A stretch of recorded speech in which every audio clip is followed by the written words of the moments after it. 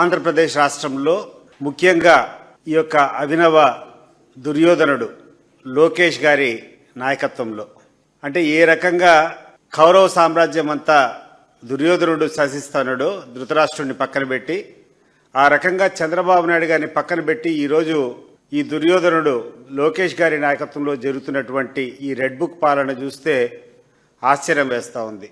నిన్న కదిరిలో జరిగినటువంటి సంఘటన, సతీష్ రెడ్డి గారు ఎప్పుడు వేరే వాళ్ళని కాపీ కొట్టడమేనా? మీకంటూ సొంతంగా ఏం చేయడం తెలీదా? ఎందుకంటున్నానంటే ఈ మాట ఎప్పుడు కాపీ బతికేనా అని చెప్పేదానికి, నాడు చంద్రబాబు నాయుడు గారు శాసనసభ సాక్షిగా నాడు కౌరవ సభగా పోల్చి నేను గౌరవ సభగా మార్చిన తర్వాతే ఈ సభకు వస్తానని చెప్పి శపథం చేసేసి వెళ్ళి మళ్ళీ నాడు ఆనాటి కౌరవుల్ని ప్రజాక్షేత్రంలో ఓడించి ఈ రోజు ధర్మరాజులాగా చంద్రబాబు నాయుడు గారు వచ్చి శాసనసభలో గౌరవ సభగా మార్చి కూర్చున్నారు. దాన్ని కాపీ కొట్టి ఈ రోజు నువ్వు లోకేష్ గారిని ఉద్దేశించి లోకేష్ గారికి ఆ ముద్ర వేయాలని చెప్పి నువ్వు పడే తాపత్రయం చూస్తుంటే జనాలు నవ్వుతున్నారు. ఇక్కడ నువ్వు చెప్పిన కథ నిజంగా ధృతరాష్ట్రుడు ఆ ఈక్వేషన్ చూస్తూ ఉంటే నిజంగానే ఇక్కడ ధృతరాష్ట్రుడు ఎవరో తెలుసా?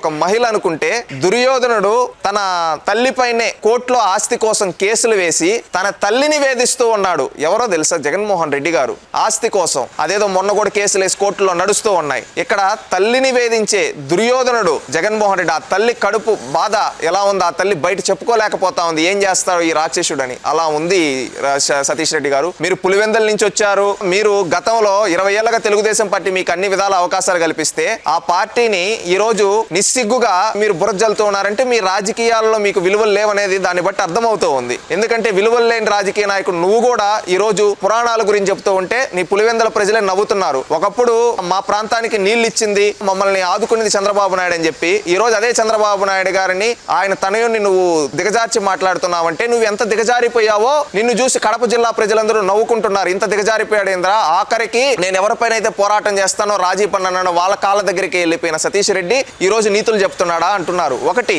నిజమైన దుర్యోధనుడు ఈ కలియుగంలో ఎవరున్నారంటే అది సాక్షాత్తు జగన్మోహన్ రెడ్డి గారు. సొంత చిన్నాన కూతుర్ని వ్యక్తిగత హననం, అంతెందుకు తన సొంత రక్తం పంచుకోబుట్టిన రాజశేఖర రెడ్డి రక్తం పంచుకోబుట్టిన షర్మిలాని వ్యక్తిగత హననం చేపించాడు. అది సాక్షాత్తు మేము చెప్పడం కాదు, ఆమె చెప్పింది. అంటే ఈ విధంగా ఆడబిడ్డల్ని, సొంతింటి ఆడబిడ్డలను కూడా వేధించిన దుర్యోధనుడు జగన్మోహన్ రెడ్డి. గుర్తుపెట్టుకోండి సతీష్ రెడ్డి గారు. ఇంకొకసారి అవాక్కులు చవాక్కులు పేలిస్తే కడపలో మీకు ఇప్పుడే ఆల్రెడీ మీరు రాజకీయంగా సమాధి అయిపోయారు. ఇంకా మిమ్మల్ని ఏ విధంగా అవుట్డేటెడ్ అయిపోయారు. ఇకనైనా నీతిగా రాజకీయాలు చేయడం నేర్చుకుంటే ఒకప్పుడు సతీష్ రెడ్డి పలానా వ్యక్తి ఉన్నాడు రాజకీయ నాయకుడు అంటే, లేకపోతే చరిత్రహీనుడిగా మిగిలిపోతారండి. దయచేసి వ్యక్తిగతంగా లోకేష్ గారిని ఈ విధంగా బురజల్లాలని మీ క్యారెక్టర్ ని దిగజార్చుకోవద్దని తెలియజేస్తున్నాం. Please subscribe to Leo news for more videos.